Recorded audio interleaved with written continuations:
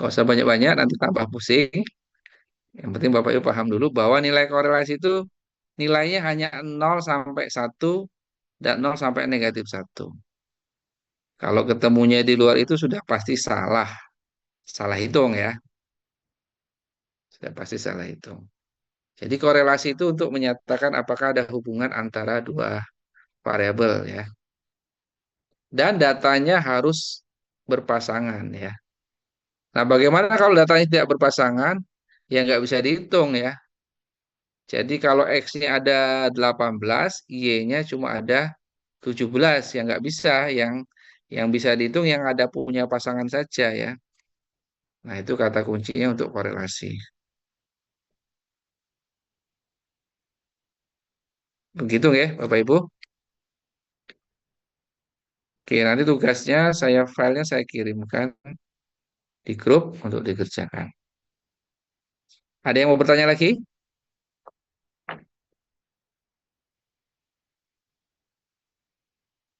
Nanti Cukup ya? yang maaf Pak, untuk yang kelas 1C Nggih. nanti bisa dikirim di grup 1C aja nggak apa-apa Pak. Atau Oh tugasnya, ya. tugasnya nanti. Oh iya, iya. Nanti saya Nggih. kirim sama. Atau Wapri juga nggak apa-apa Pak, terima kasih. Nanti saya Oke, nanti sampaikan saya ke kirimkan. teman-teman. Baik, nanti saya kirimkan tugas sama file PPT-nya tadi ya. Nggih, nggih, File matur PPT nuwun kuliah Pak. nanti saya kirimkan juga. Iya, oke. Nggih, matur nuwun. Oke, matur nuwun Bapak Ibu semua untuk kuliah kita malam hari ini kita akhiri dulu. Kita lanjutkan minggu depan ya. Mari kita akhiri bersama-sama dengan berdoa syukur menurut agama dan keyakinan kita masing-masing. Berdoa dipersilakan. Alhamdulillahirrahmanirrahim. Saya akhiri. Assalamualaikum warahmatullahi wabarakatuh. Salam. Waalaikumsalam warahmatullahi wabarakatuh. Salam. Ye, Terima kasih Pak Terima Didi. kasih, Pak. ye, mulai saya tutup ya. Mari. Kak, terima kasih. Ye.